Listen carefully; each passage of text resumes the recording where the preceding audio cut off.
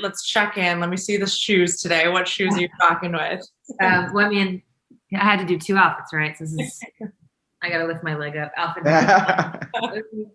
Hey now, some off-whites. We need those.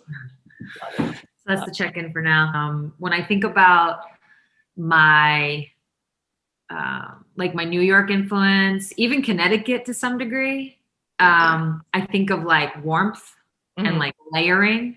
And that's definitely, that has stayed with me. So it's not like one particular, I mean, listen, I can talk to you about, you know, hot dog or suits when I was in elementary school, and then like going to high school and having to have a pair of Timbs. I can talk to you about that stuff, but like the theme of like layering, that's like East Coast to me. And that's like always going to stay like simple layer. It's always going to stay with me. And I'm lucky because even though I'm on the West Coast now, which is way more chill, I would say like casual is king over here. Like you can roll up to like a meeting with Microsoft and be in like super casual clothes, which obviously New York is different in that way. It's like a little more businessy, but because of the weather, I keep looking this way because I have a window. I'm like looking at the weather. Because of the weather, it's like I still get to layer out here. Okay? Like, don't be surprised if you've either seen me in this before or see me in again. I'm obsessed. I was gonna say it's so comfortable. It's so comfortable. Yeah, it's just like a John Elliott sweater. I've had it for who knows, like over a year now, and I wear it as much as like I can. I'll be like, no one remembers me what I wore a couple weeks ago, right?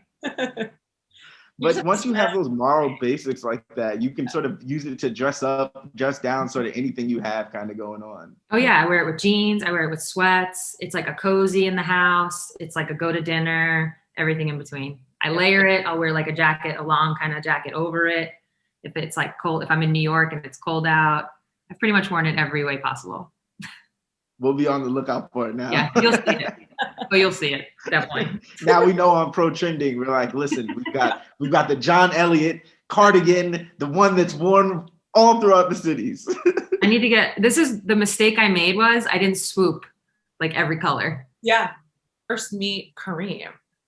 I mean, I think Megan actually first was the one that first like synced up with him. And then it's pretty much been on Instagram, right? Like everything in our days. Yeah. And it was during the, honestly, time right now is so bizarre. It was definitely during the pandemic, like early pandemic. So let's say like a year ago. So Megan had got like, I think like just went on his website and we had, cause Megan and I can kind of share clothes. Okay. Like we're not quite the same size, but we can make it work. So she had gotten like a sweatshirt, one of his hats, and maybe a t-shirt. Yeah, and a t-shirt. And you know, back in early pandemic days, like once the dust settled and I think we all understood like, oh my God, we're really gonna be in our houses for the next, like, we're here. We don't know when, yeah. What happened? All the Zoom calls started to go like through the roof. So it was like Zoom, IG Live. And so both Megan and I like wore his stuff on IG Live a bunch of times and wore his stuff on Zoom a bunch of times. And then that's how that kind of the connection and like the, you know, you get like that common ground, that common appreciation came about.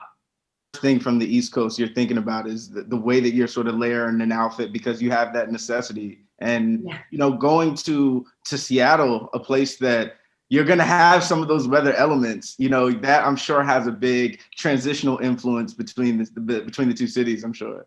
Oh yeah, it's totally different. Like I said, the minute I got here, when, by the way, like I talk about, it was 2002, I was 21. I was definitely still finding myself from like a style standpoint. In a way, I don't think I really found myself till like 4 or 5 years ago, to be honest. So I was still figuring things out. But the one thing I did know right away was like just how casual it was. Like there's definitely a grunge thing happening, whether people want to admit it or not. It's definitely like, you know, and there's a lot of like Patagonia. Megan actually calls it Patagucci because people rock it out here like it's Gucci. So yeah, there's some North Face, some Patagonia. People are hiking and doing all the outdoor stuff. That's not, I don't really, I don't dabble in that world, but that's the kind of style out here. What happened at that like 4 or 5 years ago that changed and really made you shift towards more fashion? Yeah. So, I mean, Megan is the answer. She just gave me, she like, cause she's so risky with her clothes and like likes to take chances. And I'm the opposite. That's actually just who we are as people. Mhm. She's like way more out there. I'm like a little more reserved. Well, a lot more reserved. And what's interesting is I had the clothes. They were there. They were in my closet. I had the sneakers, obviously. That's just part of like the whole Nike life. I had the tools. I just wasn't as confident about, you know, maybe being like towing the line between like basically being more unisex in my clothes. I just wasn't as confident. I think it's like a generational thing too. Like I'm 5 years older, and when I was coming out of college, it just was different. I feel like you were like subtly, like subconsciously told that to like dress more feminine, and this is what it means to be feminine and all that stuff. I joke it like all my college like nice clothes were all, honestly, my whole team, like we smashed like Express and the Limited. Those are like our go-tos. And then like you graduated to like Banana Republic. And we can all, I will say the one thing that sucks about being like the oldest player in the league right now is obviously everybody's younger than me. So when pictures come up from like my early years, they like can't even comprehend. They're like, why do you have a khaki skirt on? And I'm like, I promise people were wearing this. I promise. Like they clown me so hard. So I feel like I need to like just retire at some point so I can get away from all that. But yeah, because it's like I'm still current, but my outfits from 20 years ago, clearly not. Sports has really taken this whole fashion thing to another level. You know, you've got the tunnel fit, which is a big important thing you got to focus on. You know, but people are taking the pictures, and I think people are becoming more aware. And what athletes seem to do across the board, and this isn't, I'm not even talking about myself per se, like it's obviously been male athletes have been doing this, female athletes are doing it more as well. It's just athletes kind of can cross different lines in different ways because they're athletes. They can kind of like dip their toe in different boxes. They're not just in this one box. It's like we're encouraged to express ourselves in different ways, where I feel like in some professions, you might have to wear a suit to work. You might have to dress a certain way because it's quote unquote professional. Whereas we get to kind of decide, especially in the last, whenever they changed the rules in our leagues, we had similar rules where it was like, it's about 2005, 2004, 2005. Yeah. What were the rules? What? For us, it was like, you couldn't wear jeans. Okay. So this was like when you were doing anything like on team time that was like front facing. So going to a game, traveling. So yeah, you couldn't wear jeans, which is just like, what? Yeah. And if you're getting on the plane, you're like in dress pants, like it's terrible. Yeah. What? Yeah. You couldn't wear t-shirts, like just a t-shirt. It had to be like, they had certain language around it. Like it had to be a button down and as a woman, like, don't get me wrong, button downs are great every now and then, but especially in the summertime, like our season in the summertime, it just didn't. So yeah, I guess we should all be thanking AI, right? Alan, yeah, exactly. In a serendipitous way, it always kind of comes back to AI when it comes to style. Yeah, definitely. But yeah, now look, you have athletes that are like setting trends. I mean, from what I understand, when LeBron wears like a hat, that hat goes out you can't get it. It's like sold out like minutes later. Yep.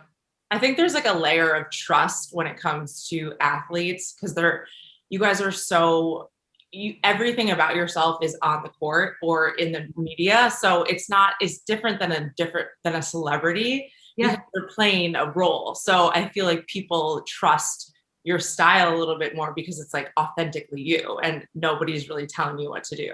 Yeah, I actually think it's crazy you just said that. I say that all the time.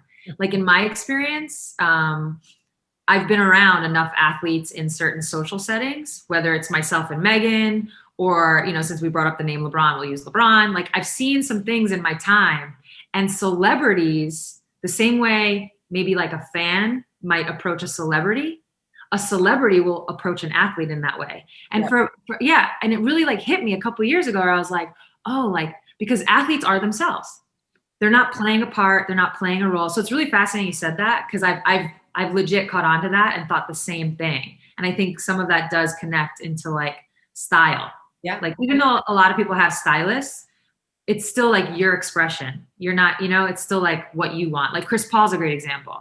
Yeah. You know, and I was on those State Farm commercials back in the day, and his stylist, Courtney, she she would do the State Farm. So I got to meet her then. And like, even what they're doing now with the HBCUs, like, yeah, of course, like Courtney and her partner, like behind the scenes, pulling the strings and putting it together. But it's like, it's what Chris wants to convey.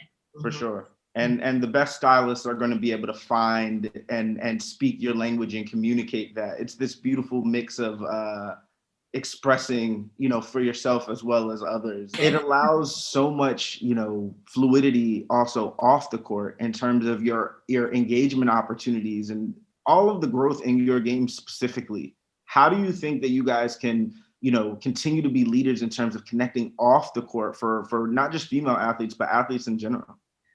Yeah, I mean, I think female athletes, we've always been here. You know what I mean? Like, we've always been doing these things. And it's not to say we're obviously different from men because we're women, but it's not to say we're doing it better, worse, left, right. It's not that. We've been here. It's just we didn't get the coverage. Mm-hmm. Yeah. You know, we didn't get like someone like ProTrending, like highlighting it. That wasn't happening, but now it's starting to. So it's always kind of been there. Women athletes, like I said, have always been super stylish, like on top of current events, right? Especially social justice in this case, in the last couple of years. Like, we've always been there doing it. It's just we didn't get like the spotlight. And so now it's just kind of getting the shine it deserves. And I think once that happens, you just get a little more buy-in. People are a little more excited to get dressed up for a game, or a little more, you know, excited to show whatever new shoe they just got, that kind of thing.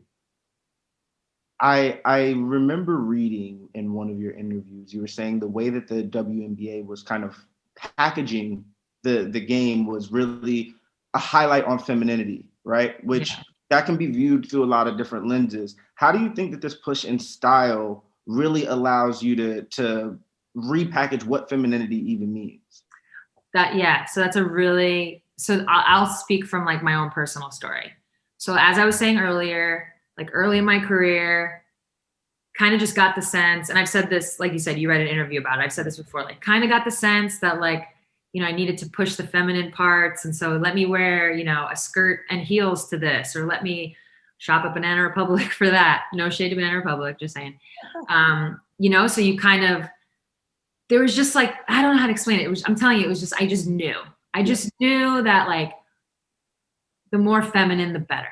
You know, like, let me make sure my hair is down. Let me make sure I have makeup on, like that kind of thing. And what I found was I was just really uncomfortable. Yeah. And what I found was for my particular style, I am currently in Boy Kareem's t-shirt, you know, like a sweater, some sweatpants, and a pair of off-whites. I feel way more feminine in this than a dress. Like my femininity actually comes out when I'm wearing this, because whatever amount I've got in me, I feel confident in it. And so I can actually like sit and like feel like myself. And that's when like, God is going to get corny for 2 seconds, but that's like when your essence comes out, whatever that essence is, right? So that's kind of my take on it, it's so fascinating because the more I wore sneakers and dressed like myself, the more feminine I actually felt. And I think what you're seeing today with athletes is just that. It's people doing what is genuine to them, what feels good for them. And then when somebody is carrying themselves with that kind of confidence, who they are just comes out. You can't even help it. It just happens. Do you think that played into that whole notion of like, I have to dress up, I have to be more quote unquote feminine and makeup and all these things? Do you think that kind of played into the whole notion of marketing at that point in time, and how women were portrayed, I guess, in any type of media sense or things like that? Absolutely. Yeah. I think it was being sold in that way. Mm-hmm.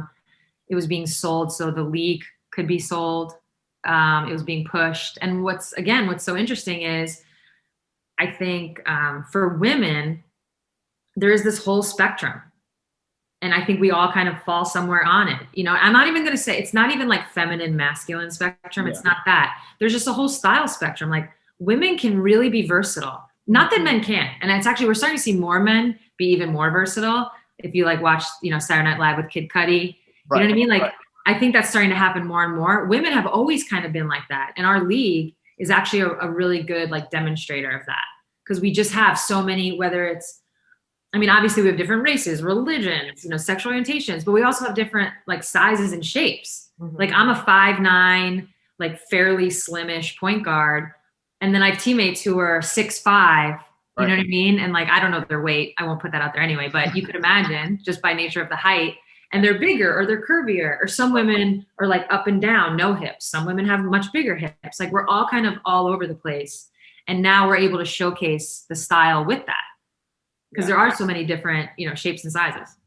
That's a huge point. And I love that aspect, because ultimately there has to be this balance of like what your actual body represents or needs, as well as this functional sense that also kind of juxtaposes with how you express that too. And being able to kind of change that messaging and allow yourselves to express yourselves in as much ways as possible. I think it also opens you up to have different fans too. Because for me, there's so many things that I'm able to see that I'm like, man, like, oh, I may not have come across this highlight had I not been looking at draft coverage, right? And now I'm like, you look at it and it's the games are the games, and it's the same across all different boards, and being able to kind of push that, I think, is really big for you guys, and I love that. Yeah, I think it's like, for me, it all comes back to just like authenticity. Yeah. And I think people are just drawn to that. Like right now we are talking about clothes and fashion and style, but we could be talking about anything. And when people are when people are being themselves, that's just like a little bit of a magnet. And I think when people are doing the opposite and they're trying to be something they're not, people can sense that, and you're not as drawn to it. So I think that's kind of all wrapped in there as well. Absolutely. And definitely why and how athletes are such influencers when it comes to fashion, because of that authenticity and being able now to really kind of feel comfortable. And that's what fashion is. Fashion is an expression of yourself. So if you're stifling that, then it's hard to almost relate to other people or have them relate to you. Yeah. And it's just like uncomfortable. Yeah. And everybody's real people too, right? Like there are, not just in basketball, but in the world, there are women that are shaped exactly the same as these athletes. So I know, somebody may look at that person and say, oh, I can wear that. And you find that sort of that balance or that relationship in those garments or in the way that you express that. Yeah. But then do you guys ever have that moment? I mean, we all do, where you're like, oh, that looks so good. And you kind of build it. You're like, okay, I have a shirt like that. I've got some pants. And then you put it on and you're like, oh no. Yep. Oh no. I feel like that with Fear of God all the time. I'm like, I see Fear of God and I'm like, this is amazing. I know that I can look just like that. And then I'm like, that's not what I look like. So I try to like play with it and I'm like, oh, this didn't hit. Yeah. The opposite of hit. And it's funny. My little life hack, I guess, is I take pictures. So like there'll be days, Megan actually loves doing this. She loves just like nowhere to go, not planning for anything. We'll just be like, I'm gonna go in my closet and just like mess around and put different stuff on. And so I'll get involved every now and then. And like you start, and then you put, so I take pictures. And it's like, part of it is to like remember, like, oh, I really like this. Let me make sure I remember. And then part of it is like, it's this other kind of eye test. Yeah. Yes. Yeah. Where you go back and you're like, oh, I thought that was. There's nothing worse. That's not it. Like, oh, that's not it. So you guys must have had like the most fun quarantine of just like fashion in your closet. Yeah. Well, what's funny is, so we live in Seattle. That's like our main. It's like everything is here. And we have a smaller apartment in Connecticut because that's where my sister and I have 2 little nieces live. So we happen to be in Connecticut, and that's basically where we ended up quarantining because obviously we couldn't go anywhere. And so it wasn't quite as fun as what you might be thinking because we just don't have that much stuff, to be honest. But it wasn't, we had to we were doing some swapping and some, honestly, thank God for some of Kariym stuff because that like held us over. Yeah, sneakers, we have that covered, right? What are your go-to pieces in terms of wardrobe that really make you feel kind of put together and bring that confidence out and have you ready to go? Yeah. So aside from this, we're joking, but aside from something like this, I think the one thing that I have found, especially when I'm traveling, is a jean jacket. Hmm. I just feel like you can make a jean jacket work if you're, so let's say well, first of all, Seattle, everybody knows who lives here. Even if it shows like a super nice sunny day, you always need something for, it's like if you're going out to dinner, by the time dinner is over, it's cold. Yeah. So you always need something. So it's like, in that case, you can always bring it if you've gone to dinner, I don't know, whatever socially that you might do, a bar, dinner, whatever. You always have that in case it gets cold. Simultaneously, I think it goes even better with like sweats. So kind of like if I'm traveling and I'm in the airport, so either I get cold or not, whatever the case, I usually travel in sweats. I like to be comfortable. Yeah. And the jean jacket both is like cozy and warm, kind of doubles up the layer, but also like it kind of dresses it up a little bit. You know, kind of like, and then you can have more fun, like whether it's with the t-shirt underneath or the sneaker that you have, and it gives it a little like sophistication or something like that. I don't know. It's like a complete look at that point. Do you put thought into the way that your travel actual pieces in terms of like, you do have handy travel kits that, you see a lot of people with their, their DOP kits as they're coming through the tunnel and things like that. Is that something you're into? I don't have a DOP kit, but yeah, it's tough. Like, so the WNBA has actually just started doing where, this is a little bit of a tricky question. We only just started wearing our own clothes on the road. So that sounds weird. So usually what we would do, and if you go look at like archived pics, if you're the home team, right, you drive to the game, you're in your clothes. Got it. And then Okay. your uniform is there like waiting for you. But when you're the road team, we would all just they would give us our uniform in the hotel. We would put it on, and then we would go to the game in our uniform. Interesting. So it's kind of, yeah, but we don't do it anymore. So Yeah. it's kind of like a little bit of a new world on the road. That's fun. Yeah. Like that changes everything. It was player driven. Yeah. And this wasn't like a rule. It wasn't a rule, but we just, honestly, all of us were talking one day and we're like, why do we do this? Like, who started this? We didn't even know.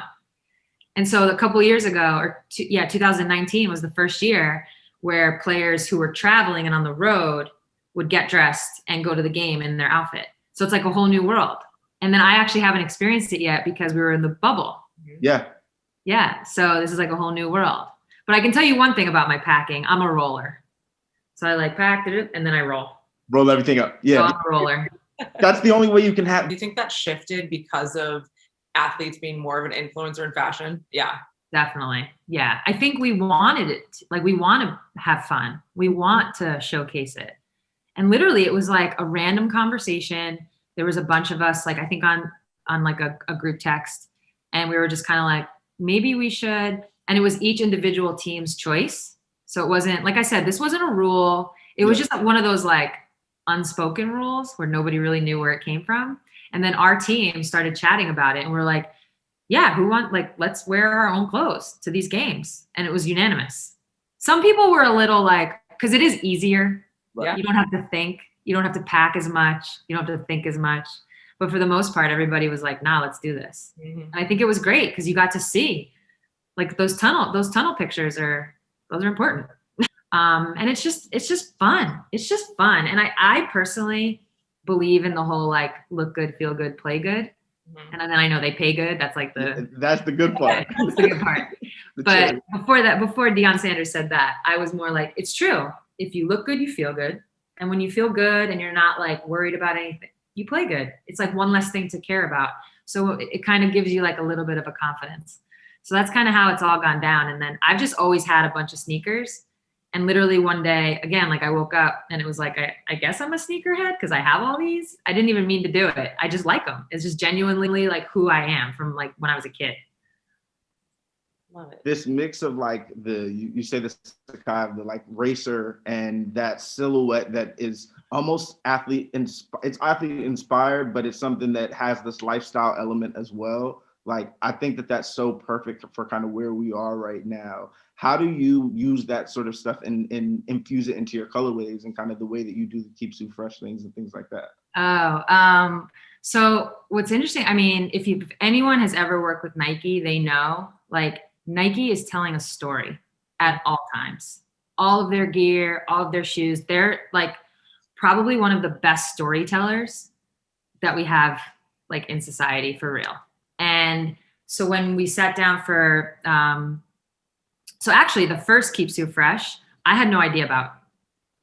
I had no idea. It was like a surprise. Yeah. They like surprised me with it. I had no idea. So that was done behind my back a little bit, in a good way.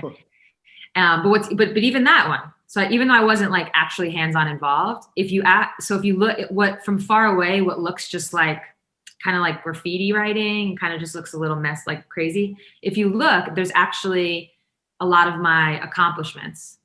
So it says like all-star in there. It says gold medal. It actually says the one you can see the best is this team I was on called the Jones Cup team. It was like a US team in college that I played on. Oh, it's actually got a lot of stuff like, yeah. That's awesome. But then this new iteration that right now is in a low, in the Kariym low. It comes out, I think, August. It'll be kind of like the second iteration of the Keep Sue Fresh. That one is like modeled after like my roots. So it's got the Statue of Liberty coloring. So like that green. Yeah. And then the rest of it is kind of like an ode to my birthstone. Wow. Which I can't even pronounce. I would have to look it up.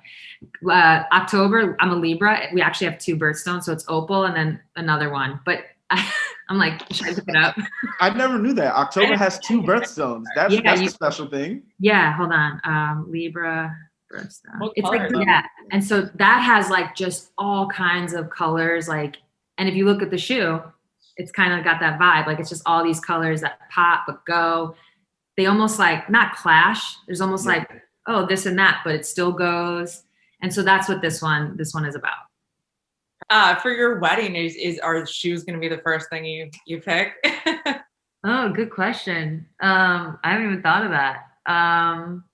Maybe I'll tell you what, I will definitely be comfortable. Yeah. And you know what's actually, just to like add this on, I feel like just for women everywhere, you know what's great about now choosing what I want in terms of my footwear?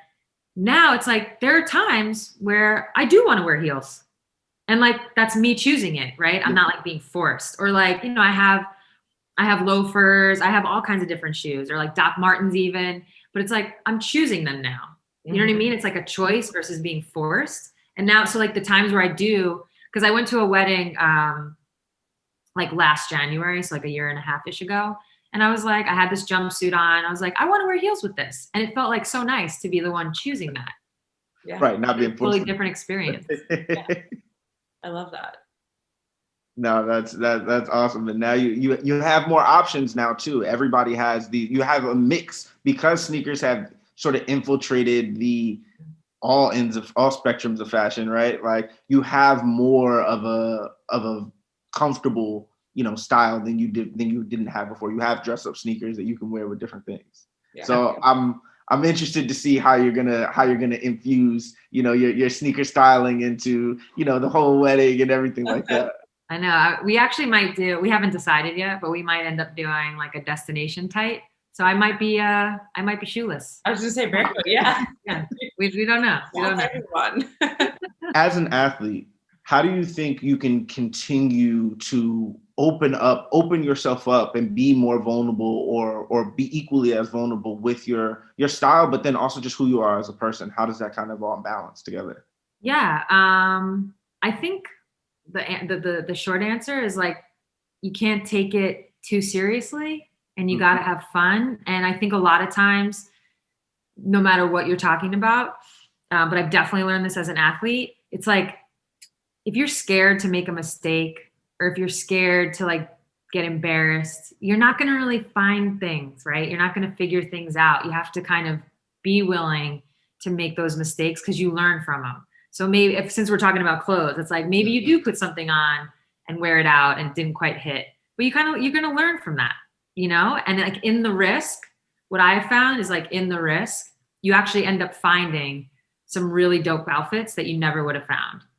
And I've learned that from Megan more than anybody because she's so risky. Because there'll be times where she'll be like, why don't you just try that? And I'm like, no, absolutely not. It's going to be terrible. I already know. And then I put it on and I'm like, I love it. You know?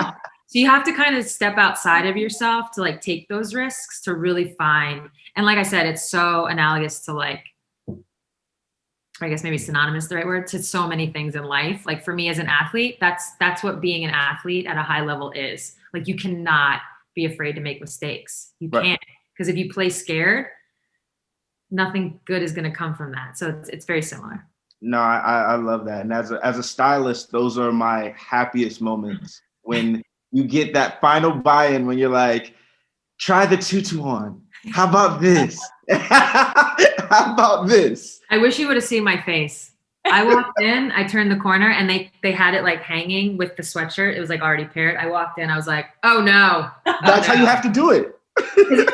As you guys probably know, like I've had so many shoots where I have done it, and I see the pictures and I'm like, and it's so bad. So I'm like, I'm on high alert. And I literally walked in like, oh no. And then after I calmed down a little bit, I was like, okay, you know what? I'll try. Like I should try it. And then the second I put it on, I was like, oh, this is gonna work. It's perfect. It came out really, really, really dope. And yeah, they did a great job on that shoot. And I was, the minute I put it on, and then it was actually like I put the sneaker on, like with the sock, and I was like, there we go. And that's the thing that brought it together. That is what put it all together, and it just made it like, yeah. And now those are some of my favorite pictures.